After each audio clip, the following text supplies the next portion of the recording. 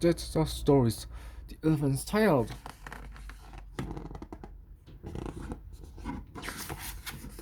In the high and far off times, the elephant had no trunk, only a bulgy nose as big as a boot.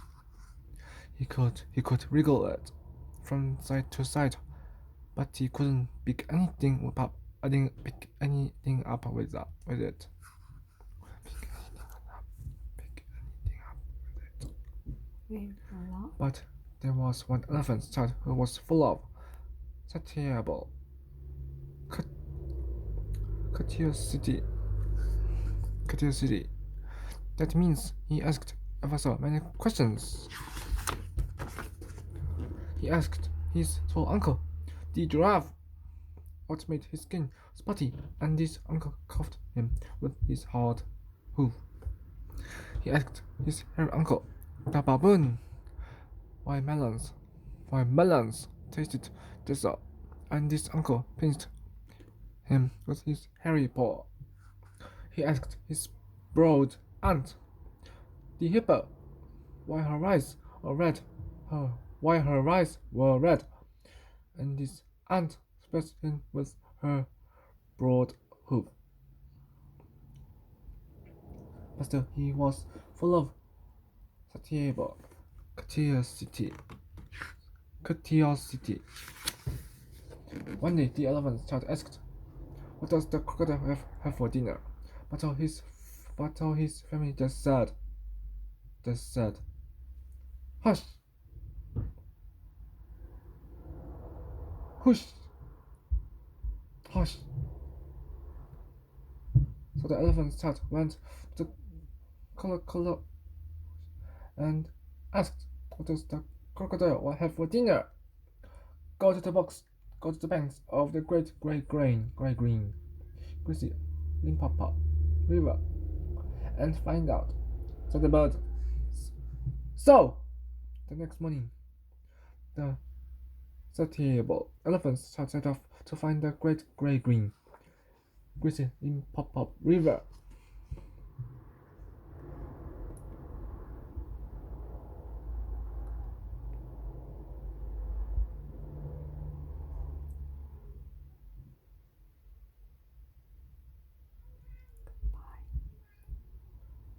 Goodbye.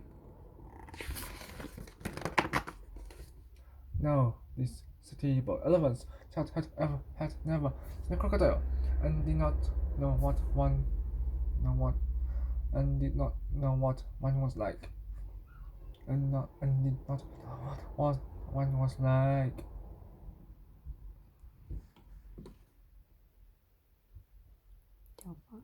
The first creature that he found was a bi-colored pigeon rock snake called Van the Rock. "Excuse me," the elephant said, "but have you seen such a thing as a crocodile around here? And could you tell me what he has for dinner?" But instead of answering, the snake gave the elephant's child a sharp slap with his flailsome tail. Further on, the elephant's child trod on what looked like a log at the edge of the Limpopo River, but it was really the crocodile. "Excuse me," said the elephant's child, "have you seen such a thing as a crocodile around here?" The crocodile said, "I am the crocodile." "Then will you tell me what you have for dinner?" gasped the elephant's child. "Come close and I'll whisper," said the crocodile. The elephant's child put his ear to the crocodile's tusky mouth. At once, the crocodile caught the elephant's child by his little nose. "Today," he said, "I will begin with the elephant's child." "Let go," the elephant's child said, speaking through his nose. You're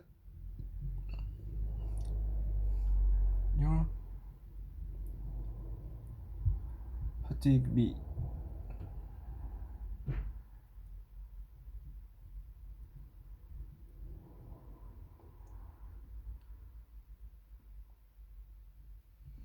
Then the bi-colored person frog next shouted, "Pull, or you pull, or you."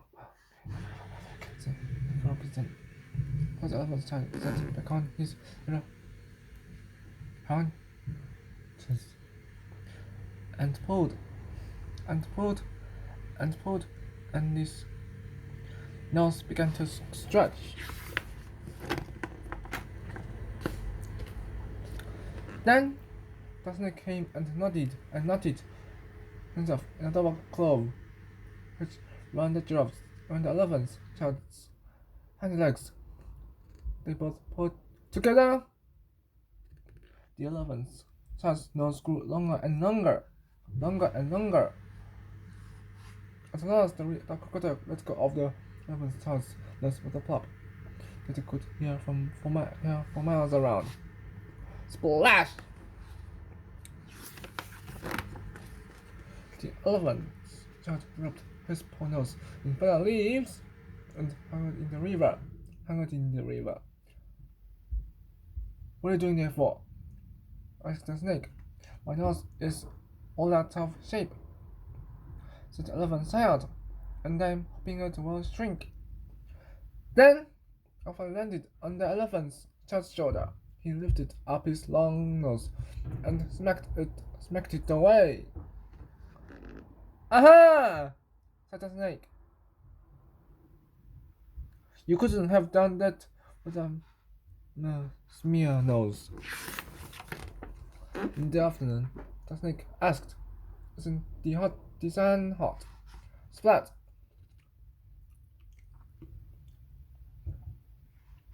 Yes, said the elephant's child. His scooped it up some mud from the riverbank and slashed it on his head. It made a cool mud cape, all trickled behind his ears. Aha! Said the snake again. You couldn't have done that with a mere smear nose. You're alright?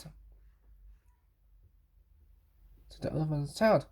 And now I think I go home to all my dear family.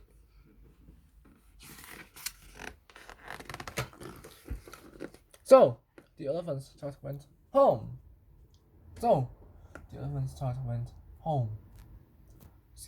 Whisking his new long nose, which we now call a trunk.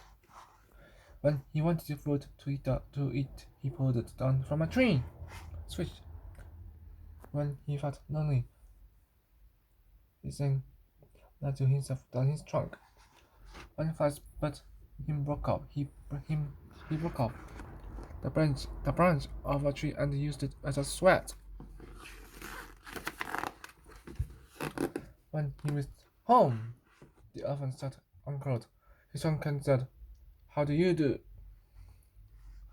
"What have you done to your nose?" asked his tall uncle the giraffe.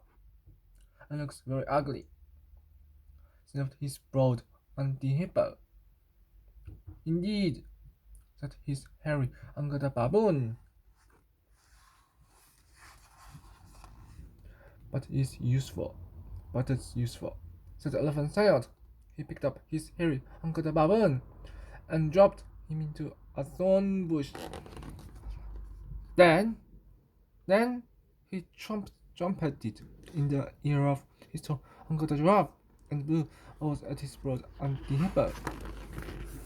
The new nose was so useful that all the elephants hurried to the banks of the Limpopo River to borrow new noses from the crocodile.